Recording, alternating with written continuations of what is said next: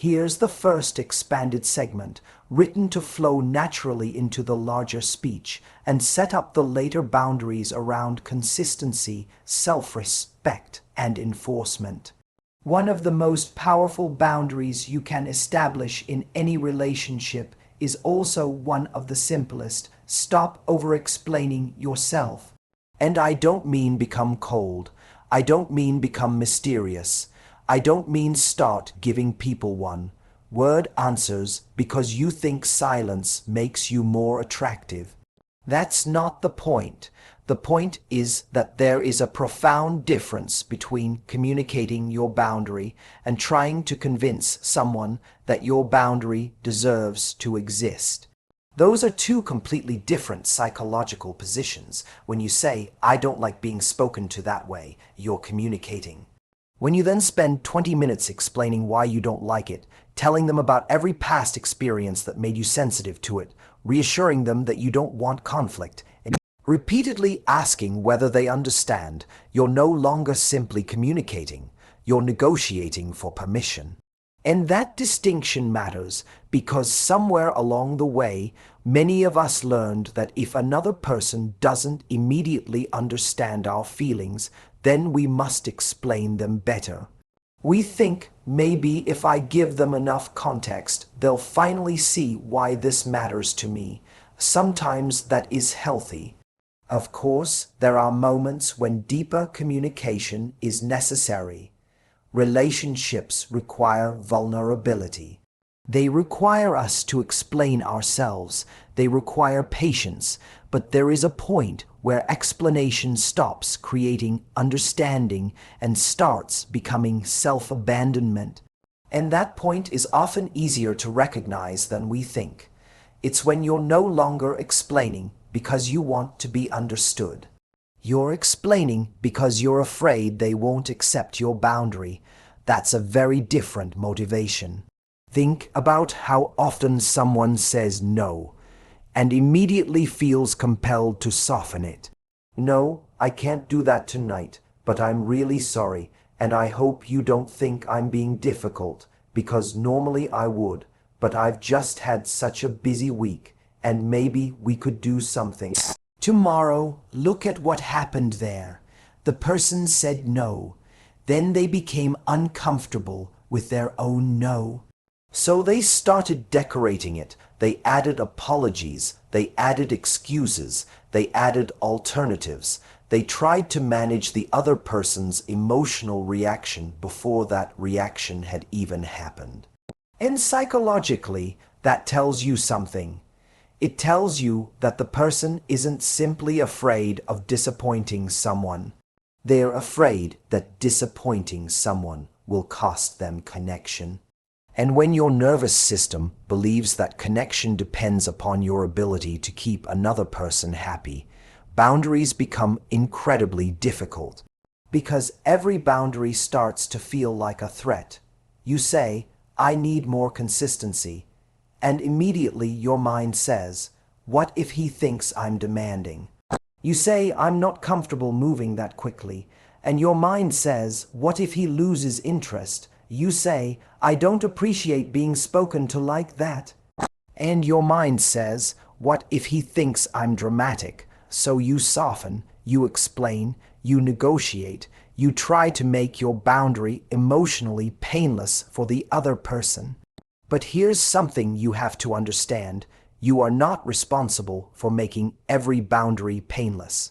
You are responsible for communicating it respectfully. Those are not the same thing. A mature relationship requires two adults who can tolerate the discomfort of hearing something they don't necessarily want to hear. And this is where self-respect becomes psychologically interesting.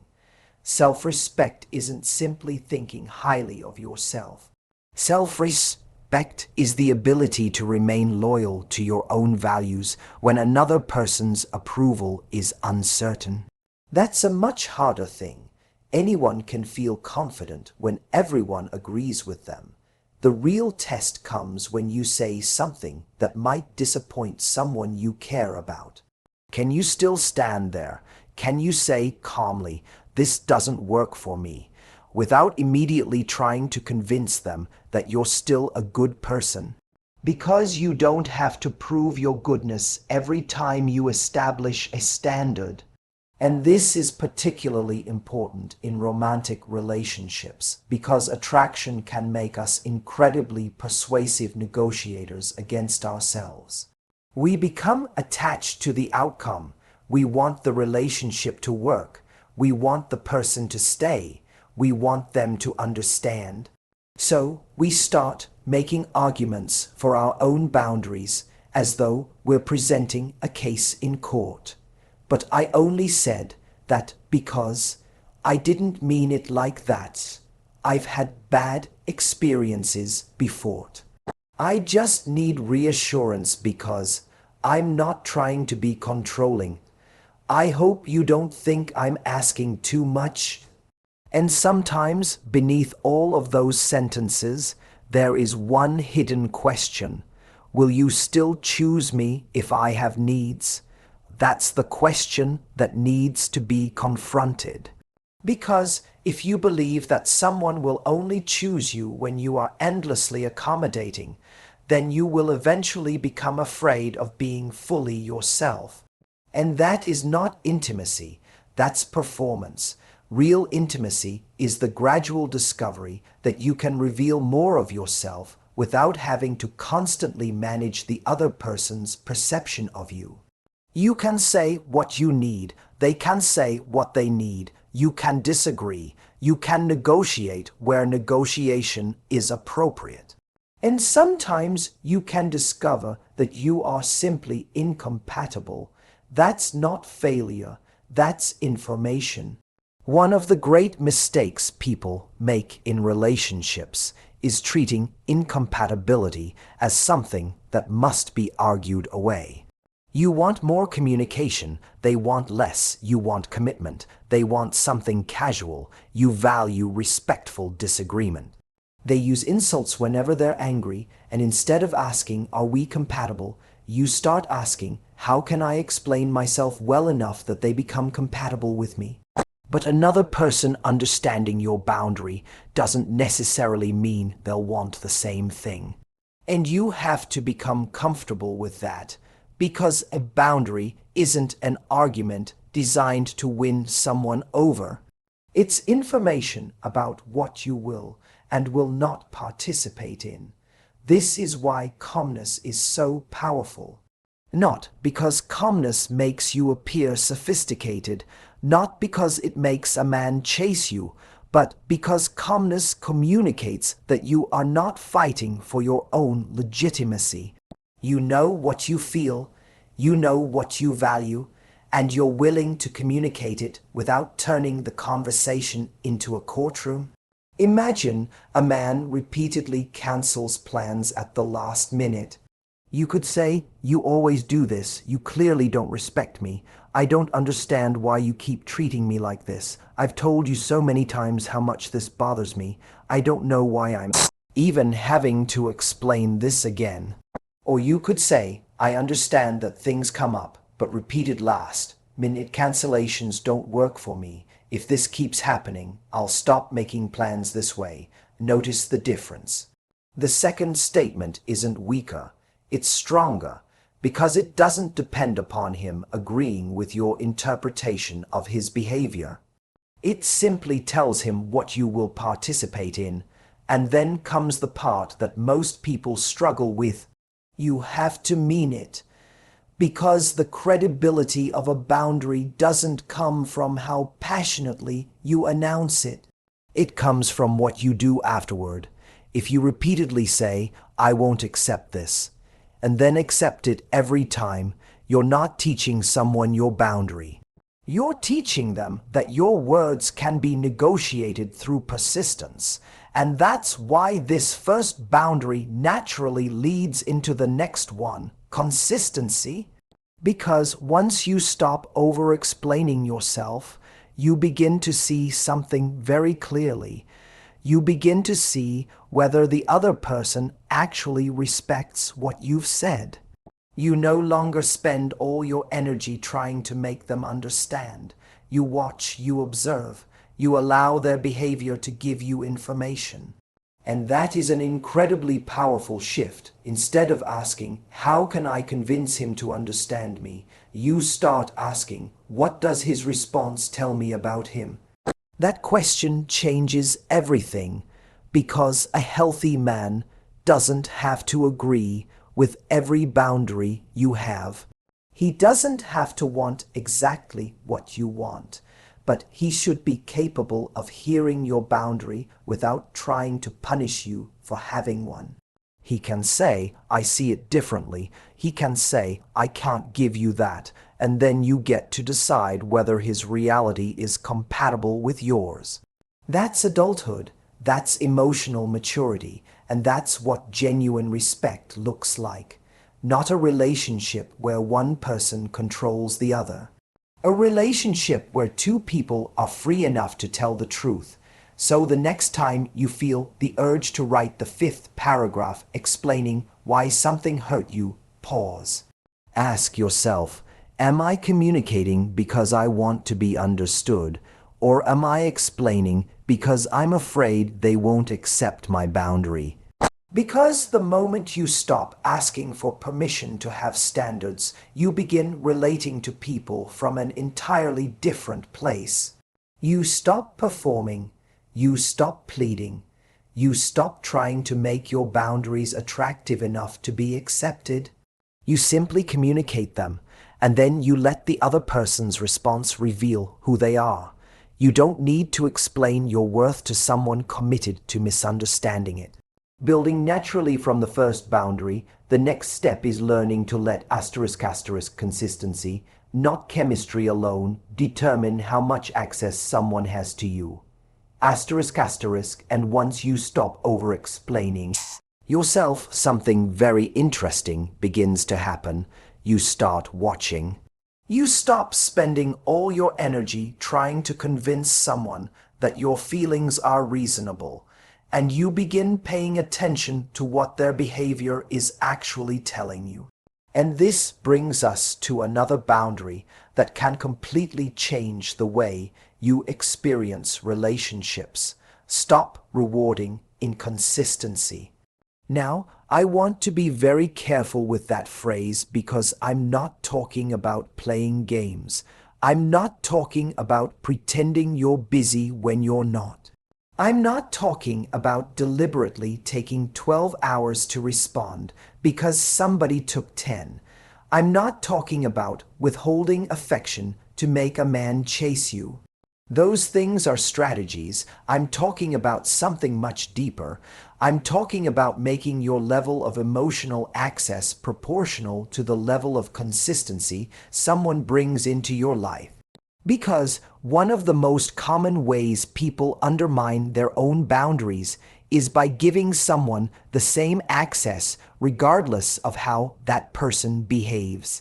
Someone disappears for 5 days and comes back with, "Hey, stranger," and suddenly you're excited.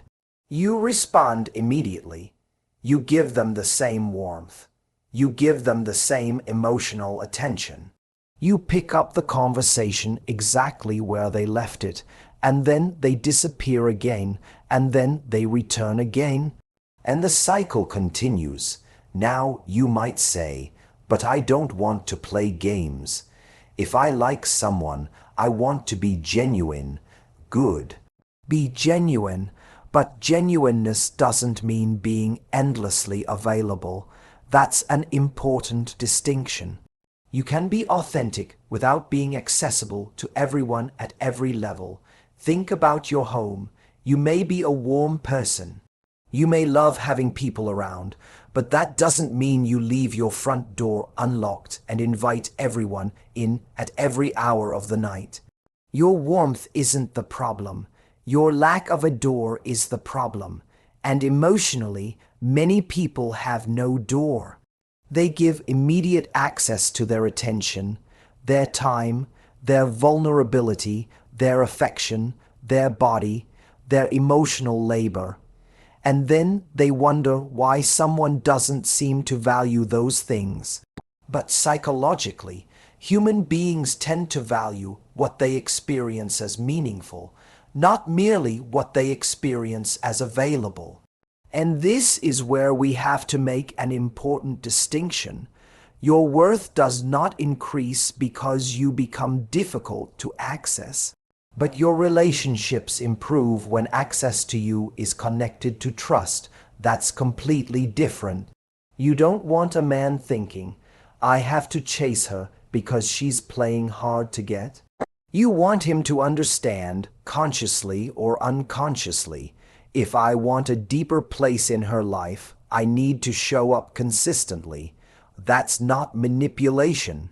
That's structure, and healthy relationships need structure. Consider what happens when someone's behavior is inconsistent. They text intensely for 3 days, they make plans, they talk about the future, they make you feel incredibly wanted. Then suddenly they disappear. You become anxious, you wonder what happened, you analyze every message. You replay the conversation, then they come back, and the moment they return, you feel relief. Now here's where psychology becomes fascinating. That cycle of uncertainty followed by reward can create an extremely powerful emotional attachment. Because uncertainty can make attention feel more valuable than it actually is, you don't necessarily become attached to the person. Sometimes you become attached to the relief you feel when the person finally gives you attention again. And those are not the same thing. This is why inconsistency can be so intoxicating. When someone is predictable, your nervous system doesn't have to work very hard. But when someone alternates between closeness and distance, you start monitoring. Is he going to text? Why hasn't he replied? Did I say something wrong? Does he still like me? Then suddenly, a simple message from him produces an enormous emotional high, not necessarily because the message is extraordinary, but because uncertainty made it feel extraordinary. And this is one reason people can become deeply attached to relationships that are actually making them anxious. They confuse emotional intensity with emotional depth, but intensity and depth are not the same thing. Fire is intense, a foundation is deep, and what you want in a relationship is not merely somebody who can create emotional fireworks. You want somebody capable of building something stable. So what do you do when someone is inconsistent? You don't punish them, you don't lecture them, you don't create a dramatic speech every time they disappear. You simply stop pretending that inconsistency has no effect on the level of access they receive. If someone is showing up casually, you don't immediately give them the emotional privileges of someone showing up seriously. If someone repeatedly cancels plans, you stop reorganizing your entire life to accommodate their uncertainty. If someone only contacts you when they're bored, you don't become their emotional entertainment system. If someone wants intimacy without commitment, you get honest with yourself about whether that arrangement actually works for you. This is what it means to match access with effort. And notice that I said effort, not perfection. Everyone has bad days. Everyone gets busy. Everyone makes mistakes. Someone can genuinely care about you and still occasionally be inconsistent. The issue isn't whether somebody ever disappoints you. The issue is whether there is a pattern. That's where mature judgment comes in. Because if you treat every mistake as a character assassination, you become rigid. But if you treat every pattern as an isolated mistake, you become naive. You need the ability to distinguish between an event and a pattern. One cancellation is an event. Constant cancellations are a pattern. One bad conversation is an event. Repeated disrespect is a pattern. One forgotten message is an event. Consistently making you feel like you're an afterthought is a pattern. And your boundary should respond to the pattern, not the isolated incident. This is where self-respect becomes less about what you say and more about what you normalize. Because every time you repeatedly accept something, you are participating in the construction of the relationship. You're teaching the other person what the relationship can look like. Again, I'm not saying people consciously think, she tolerated that, therefore I will continue doing it. Human beings are more complicated than that, but relationships develop through repetition. What repeatedly happens becomes familiar. What becomes familiar starts to feel normal, and what feels normal eventually becomes the standard.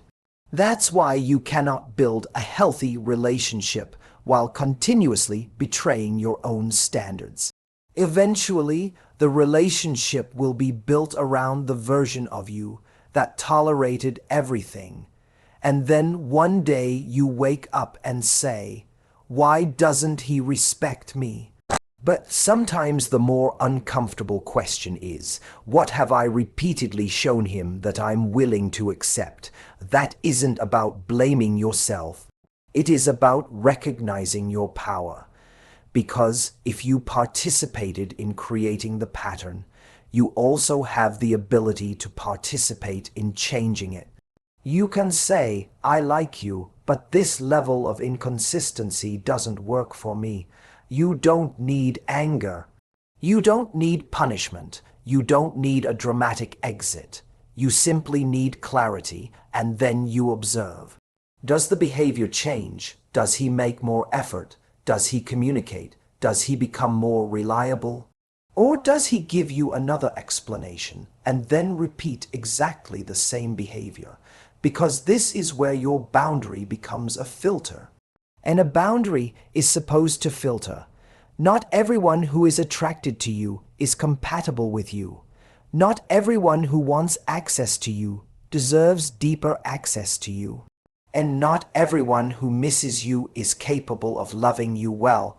That's a difficult truth. Someone can genuinely miss you and still be incapable of giving you the relationship you need. Someone can have feelings for you and still be emotionally unavailable. Someone can be attracted to you and still be inconsistent. Your job isn't to turn their feelings into capacity. Your job is to observe whether their behavior gives you something healthy to build on. And this is why you should stop asking only, "Does he like me?" Start asking, "Do I like the way I feel when I'm with him? Do I trust his behavior? Do I feel secure? Is there reciprocity? Does his presence make my life more peaceful or more confusing?" Those questions move you from obsession to discernment. And discernment is one of the most attractive forms of self-respect because it means you're not simply choosing someone based on how strongly they make you feel. You're choosing based on what their behavior demonstrates. You are not saying, "Convince me that you love me." You're saying, "Show me what kind of relationship you are capable of creating." That's a completely different mindset. And eventually, this leads to one of the hardest lessons in love. You cannot make someone consistent by loving them harder. You cannot make someone ready by being more patient. You cannot make someone value you by giving them more. Sometimes the most loving thing you can do for yourself is stop providing unlimited access to someone who keeps offering limited effort. And when you do that, something changes inside you. You no longer measure your worth by whether they come back. You measure compatibility by whether they show up. You stop getting excited simply because someone returned. You start asking why they left in the first place, and that is maturity, because the goal isn't to make a man afraid of losing you. The goal is to become so honest with yourself that you are no longer afraid of walking away from what consistently diminishes you. That's when your standards stop being demands and become principles. That's when your boundaries stop being speeches and become a way of life. And that's when you discover something incredibly freeing. You don't need to punish inconsistency. You simply need to stop rewarding it with the same access to you. Here's the third segment, continuing naturally from consistency and moving into the deeper issue of self-abandonment, emotional standards, and the courage to enforce a boundary even when you feel losing someone. And once you stop rewarding inconsistency, you arrive at an even deeper boundary, because eventually you have to confront the temptation underneath all of this. The temptation to abandon yourself in order to keep someone else. And this is where relationships become psychologically complicated, because most people don't consciously decide to betray themselves. Nobody wakes up in the morning and says, "Today I'm going to ignore my needs, compromise my values, and become someone I'm not so that another person will stay." It happens much more subtly. It begins with attraction. You meet someone you really like, you see potential, you imagine what this relationship could become, and suddenly something that would have been unacceptable to you 6 months ago starts to feel negotiable. You say, "Maybe I'm being too demanding." You say, "Maybe I should give him more time." You say, "Maybe this is just how men are." You say, "Maybe if I become more understanding, he'll eventually give me what I need." And slowly the question changes. At first you're asking, "Is this relationship right for me?" But after you become emotionally attached, you start asking, "How can I make this relationship work?" Those sound like similar questions. They are not. The first question includes you. The second question can quietly remove you from the equation. And that is one of the most dangerous things that can happen in love. You become so focused on preserving the relationship that you stop evaluating whether the relationship is preserving you. Think about that. You can be so afraid of losing someone that you never stop to ask what you're losing by keeping them. You're losing your peace. You're losing your standards. You're losing your ability to trust yourself. You're losing the version of you who used to know what she wanted. And eventually, you can become a stranger to yourself while remaining completely devoted to someone else. That is not love. That's self-abandonment. And I want to make a distinction here because boundaries are often misunderstood.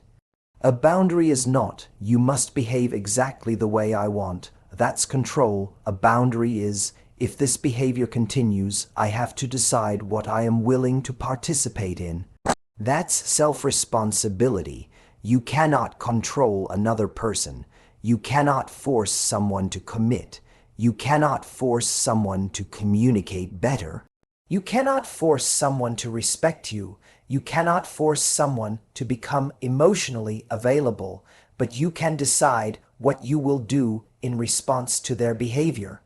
And that is where your power lies. Because if your entire emotional stability depends on somebody else changing, you have handed them the steering wheel of your life. But if you say, "I cannot make him become the man I want. I can decide whether this is the relationship I want," now you have your power back. And sometimes that decision is painful. That's the part nobody wants to talk about, because boundaries sound beautiful when we're discussing them philosophically. But in real life, boundaries can cost you things. They can cost you attention. They can cost you relationships. They can cost you people you hoped would stay. And that is precisely why they matter. If a boundary never risks anything, it may not be a boundary at all. It may simply be a preference. You can say, "I need commitment," But what happens when someone you desperately want says, "I'm not ready"? Do you accept the relationship anyway because you're afraid that saying no means losing him? Or do you say, "I understand, but that's not the kind of relationship I want to build. That's difficult"? Because you're not rejecting him, you're accepting reality, and there is an enormous difference. Sometimes self-respect doesn't look like confidently walking away because you don't care. Sometimes it looks like walking away while caring deeply. Sometimes you leave while your heart is still saying, "Please stay." That's courage. Because courage isn't the absence of attachment. It's the willingness to honor yourself despite attachment. And this is where many people get trapped. They think, if I really loved him, I would be more patient. But patience has a limit. Patience is healthy when it gives someone space to grow. Patience becomes destructive when it requires you to continuously live without what you fundamentally need. You can understand someone's fear of commitment, you can understand their difficult past, you can understand their previous relationship. You can understand why intimacy scares them, but understanding is not the same as volunteering to live inside the consequences of their unresolved issues indefinitely. You can have compassion for someone's wound without making yourself responsible for healing it. That is a boundary. And the same thing applies to your physical and emotional intimacy. Maybe you're not comfortable becoming physically intimate before commitment. Maybe you need emotional safety before becoming deeply vulnerable. Maybe you want exclusivity before investing heavily. Maybe you need consistent communication. Whatever your standard is, the question isn't whether another person agrees with it. The question is whether you are willing to honor it. Because if you abandon your standard the moment you fear rejection, then the standard was never really protecting you. You are protecting the relationship from the possibility of losing you, and that's backwards. The purpose of a boundary is to protect the person who has it, not the relationship, not the other person's comfort, you, and there's something profoundly philosophical about that. Because every relationship involves a negotiation between two freedoms. You are free to choose what you want. They are free to choose what they want, and neither person owes the other compatibility. That's a difficult truth, but it's also liberating. A man is allowed to say, "I don't want commitment," and you are allowed to say, "Then I don't want this relationship." Neither person is necessarily wrong. You're simply incompatible. But when you don't have boundaries, you start trying to convince someone to want what you want. And that's where suffering begins. You start bargaining with reality. Maybe he'll change. Maybe if I give him enough time. Maybe if I'm more loving. Maybe if I stop bringing it up. Maybe if I become less demanding. But notice what's happening. Every solution requires you to become smaller. You are constantly editing yourself to fit a relationship that doesn't fit you. And eventually, resentment appears. Because the person you become to keep someone is often the person who secretly resents them for requiring you to become that person. That's why self-abandonment is so dangerous. It doesn't always create immediate pain. Sometimes it creates delayed resentment. You say yes when you mean no. You stay quiet when something hurts. You accept less than you need. You suppress your expectations. You tell yourself you're being understanding, and then months later you explode. Now the other person says, "Why didn't you tell me?" And the painful answer is, "I was afraid you would leave." But here's the paradox. You were trying so hard to prevent them from leaving that you left yourself first. And no relationship can compensate for that, so the boundary becomes very simple. Do not make a permanent home inside a situation that repeatedly requires you to betray yourself. You can compromise. Healthy relationships require compromise, but compromise is not the same as self-erasure. Compromise says, your needs matter and mine matter too. Let's find a way to meet in the middle. Self-abandonment says, your needs matter, so I'll pretend mine don't. Those are fundamentally different, and if you want a relationship where a man genuinely respects you, he has to encounter the real you. Not the version of you who agrees with everything, not the version who is terrified of disappointing him, not the version who suppresses every need because she thinks having standards will make her difficult to love. The real you, the woman who can say, I care about you, and this still doesn't work for me. That sentence contains enormous emotional maturity. Because it proves that love and self-respect can coexist, you don't have to stop caring in order to set a boundary. You don't have to become cold to become strong. You don't have to stop loving someone to stop participating in something that hurts you. And perhaps the deepest form of self-respect is this. You become willing to disappoint someone else rather than continuously disappoint yourself. That is the moment your boundaries become real, because anyone can have standards when there is nothing to lose.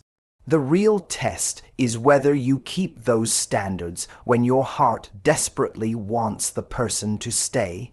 So remember this the next time you're tempted to say yes when every part of you means no.